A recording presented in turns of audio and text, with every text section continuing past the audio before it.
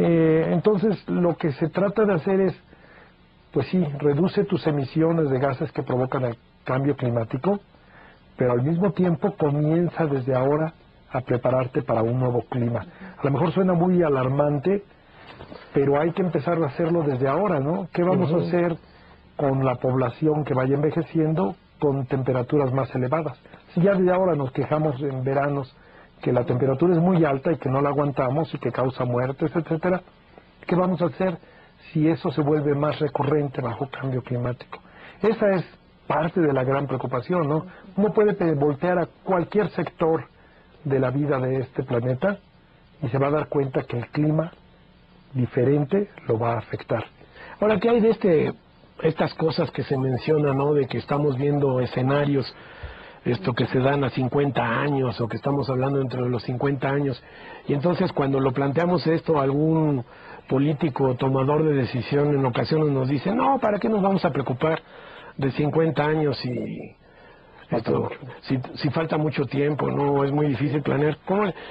¿Qué hacemos, no? Porque el problema si estuviéramos bien adaptados en la actualidad, por ejemplo, a las inundaciones, a todas estas cosas que nos aquejan de vez en cuando, ¿cómo estaríamos en el futuro, no? O sea, tenemos que empezar a hacer cosas ahora, ¿no? ¿Qué opinas?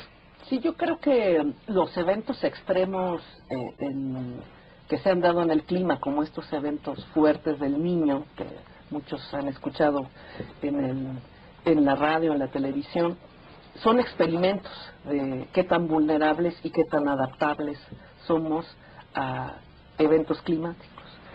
Entonces, yo creo que si un escenario futuro de los muchos que se pueden construir, se construyen escenarios de clima con modelos, porque no tenemos la esferita de cristal, ¿no?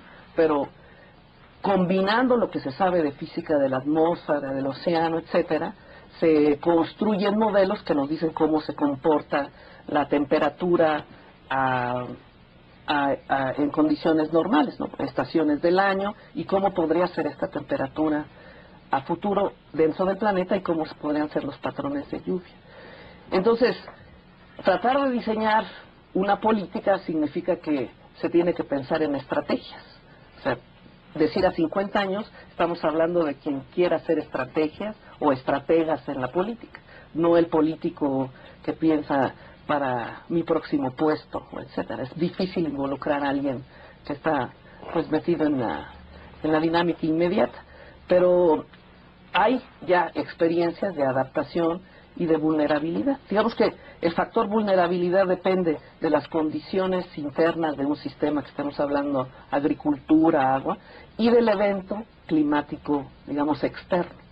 Entonces nosotros, como físicos de la atmósfera o científicos de la atmósfera, podemos hablar de cómo se ven los eventos para este año, cómo se verá el clima para el próximo año. Esto lo podemos hacer ya, ¿no? Y de hecho, el escenario futuro, ¿sí? De hecho, en el Centro de Ciencias de la Atmósfera estamos haciendo este tipo de ejercicios, ¿no? Sí. El pronóstico. Y pues no hemos tenido mucho éxito, ¿no? La verdad que no hemos tenido mucho éxito haciendo nuestros pronósticos. Depende con quién, ¿no? También éxito en el sentido de que se aproveche, ¿no? O sea, el pronóstico sale bien, pero nadie cambia una decisión. Ahora, no se piense que el cambio climático es de aquí a 50 años y yo ya para qué me preocupo. Las primeras manifestaciones creo que ya están siendo observadas. El que la temperatura promedio en los últimos 100 años haya subido casi 1 grado, el que los glaciares, por ejemplo, se estén derritiendo, el que los casquetes polares se reduzcan, el que el nivel del mar esté aumentando. Entonces no hay muchas dudas, ¿no? No hay muchas dudas de que algo está pasando, ¿no? Con el clima. Y a lo mejor en algunos países no van a tener que esperar 50 años para preocuparse por el cambio climático. En gran medida va a depender de qué tan vulnerables son. Piénsenlo, por ejemplo, otra vez en el caso de México. Si con 2 grados centígrados que suba la temperatura por variabilidad natural en un año determinado ya nos provoca falta de agua en el campo, nos provoca enfermedades o nos provoca cambios en la calidad del aire, México, por ejemplo, si le aumentan más, cambia su vegetación, como se ve en la gráfica, es de la vegetación actual. Pero si uno empieza a generar escenarios con modelos de cómo cambiaría, lo que uno puede ver es que se empieza a reducir la vegetación. Y esto es básicamente el impacto del clima. Si uno le sigue cambiando el clima al país, pues uno empieza a ver que no se parece mucho a eso que le llaman vegetación potencial. Entonces, por un lado va a cambiar por la parte climática y por otro lado cambia por la actividad humana también de deforestación. Entonces nos acumulan varios factores y como digo, a lo mejor no va a haber que esperar 50 años, a lo mejor de aquí a 10 años nuestra vulnerabilidad presente ya nos está... ¿Qué hay de ese argumento? Porque habrán escuchado ustedes que en la Unión Europea han decidido, esto lo traigo a colación aquí, han decidido suponer que 2 grados es algo así como el límite tolerable, y que por otro lado las 400 partes por millón de concentraciones de dióxido de carbono, y además que todo esto se va a dar en unos de 10 a 15 años, ¿no? Porque estamos aumentando como a 2 partes por millón, un poco menos, andamos en 379 partes por millón, y cuando llegáramos a 400 va junto con los 2 grados, y entonces que estamos prácticamente en el punto en el que no tenemos regreso. O sea... Eso lo podemos realmente aterrizar, esa preocupación, al caso de México. Pensemos en el noroeste de México y pensemos en que llueve por ahí de julio, agosto, septiembre, comienza a llover. Los demás meses llueve muy poco. Entonces el suelo, esa zona tienes distritos de riego para agricultura, etcétera. Entonces pensemos, por ejemplo, en el suelo. La mayor parte del año tiene déficit de humedad, pero solo se compensa cuando llegan las lluvias. Si le subimos 2 grados, todo el año va a haber déficit de humedad, aún y cuando esté lloviendo. Si uno lo piensa en términos de la agricultura, eso es terrible, porque ese aumento de temperatura de los 2 grados famosos de los que estamos hablando pueden llevar a que la agricultura ya no funcione, a menos que le mantenga uno riego constante. Ahí empiezan las preocupaciones, ¿no? En que el que aumente la temperatura ya nos lleva a impactos, independientemente de qué vaya a pasar con la lluvia. Entonces, la preocupación de cuándo alcanzamos los 2 grados es válida. No sabemos exactamente cuándo, porque hay incertidumbre. Hay que reconocer, hay incertidumbres en estas proyecciones de cambio climático. No sabemos si vamos a aumentar 1 grado o 6. Eso es un rango muy amplio de incertidumbre.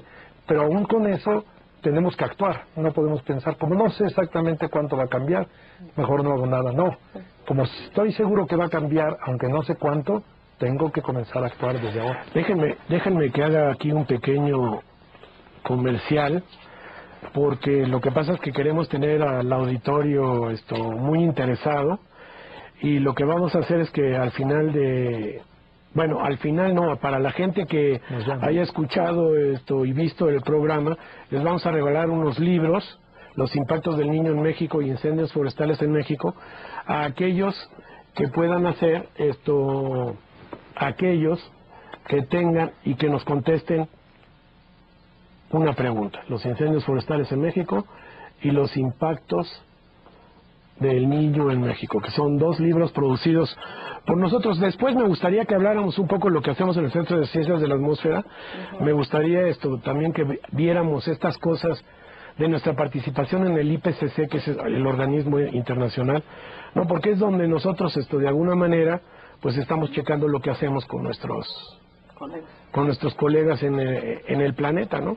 Es un problema mundial, entonces solo trabajando en conjunto la comunidad científica y en sí los habitantes de este planeta, pues vamos a poder enfrentar el cambio climático, ¿no? Por ahí decían que uno de los problemas más ambientales más serios que vamos a enfrentar este siglo es el cambio climático, si no es que el más importante. Vamos a dejar este momento y nos vamos a una pausa. Muchas gracias.